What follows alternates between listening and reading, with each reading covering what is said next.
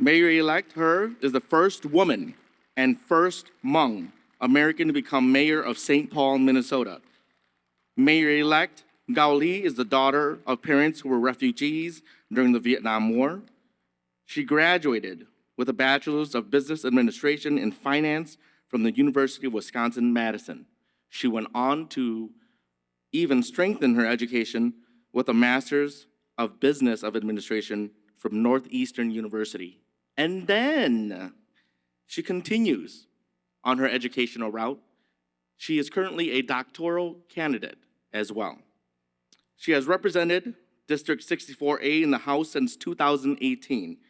Mayor-elect Kaohly continues to fight for equitable education, advocate for affordable health, and fight for criminal justice reform. Please stand and welcome with the most warmth that this room could ever have for Mayor-elect Kaohly Her.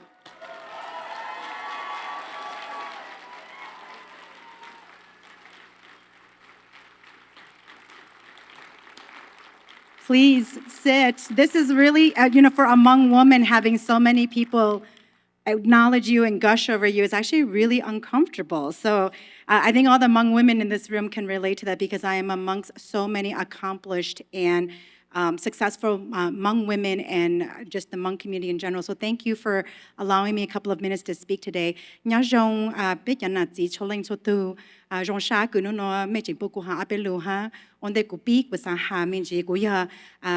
title of mayor-elect and state representative are titles, but I'm actually and I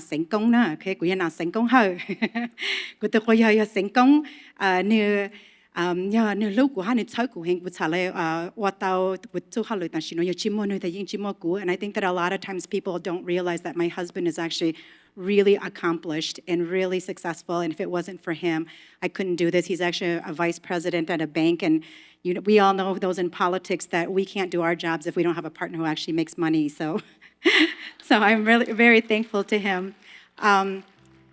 So cũng nãy của chị hội chữ chú vang họ cũng nãy nhận cho yang hắn của sa mô yang của giờ colonel Nyas su yang nè họ của sa mô vang của giờ colonel cho chữ bộ tuần sai bây giờ sinh chữ and của họ của lúc sáng nên nó tôi chỉ giờ it's something that I've done on my own. It is really because of the love and the support of truthfully the men in my life.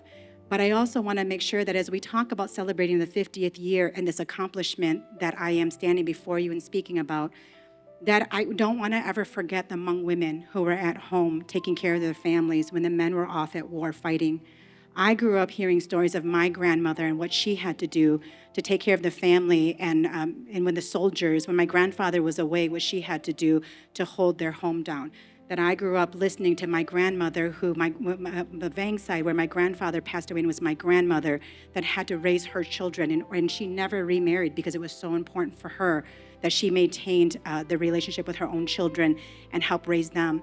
That I am actually here because of the strength of the women that have been a part of my life, and I hope that we never forget that.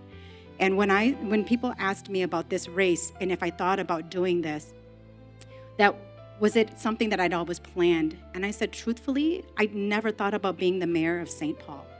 That being a state representative was already something that I thought was such a great achievement, and it has been the greatest honor of my life to do that job. But it was because community came to me and said that they were not doing well. Small businesses were trying to stay afloat and they were struggling. People were afraid of their safety, that we weren't building housing and there wasn't enough affordable or abundant housing for people. And that I heard that calling, and that is why I decided to run. And when I decided to run, I think what I want to share with all of you is that the symbolism of this particular campaign is that if you look at my campaign material, people say that it was very Mandani-esque. And true, we were inspired by Mandani and what he stood for. But if you look really closely at my design, that the border is actually the border of Dlaim Nyas. So that's the baby carrier that Hmong women would use. So border and you see my name set with like the shadowing. That's actually also the edges of Dlaim Nyas, the baby carrier. And because it was so important for me to acknowledge the women who carried us on their backs, that it is actually the women that actually bring the children with them. It is actually the women that do the rearing of our families, and it is the women who, when there's issues, they step in to solve the problem, that the men are in the forefront, but the women are the ones comforting each other when people are struggling and people are hurting. And so when I heard that St. Paulites were struggling and they were hurting, the call of me being a mother, the call of me being a woman, I strapped on that baby carrier and I said, it is my turn to carry everyone else. All of, thank you. That it is on their backs that I carry all of their hopes and their dreams, their burdens, their sorrow, that it is an honor to do that. And I will say that what is beautiful, the Hmong culture that we take with us into the next 50 years, is that the reason we are who we are is that it is an honor to carry people's burdens and their sorrows and their hopes and their dreams. I think sometimes in America, in this individualistic society, we think about ourselves and what it is we're trying to do. And when we ask people to think about other people, it feels like a burden. But what Hmong culture has taught me is that it is never a burden, that it is truly love for each other that brings us forward. And thank you.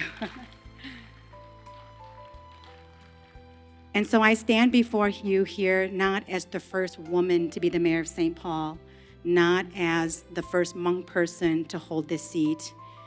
I stand before you as a Hmong daughter that was carried on someone else's back to get to America, a Hmong daughter that carried my own 2 children, and a Hmong daughter that is ready to carry not just Hmong people's hopes and dreams and burdens and sorrows, but all of St. Paul's with me, so that when we create a better society for all of us, we'll all do better. And I'm not the first to say that. We all know who's the first to say that, and it is true. And that's what I love about the Hmong community, is we never leave anybody behind.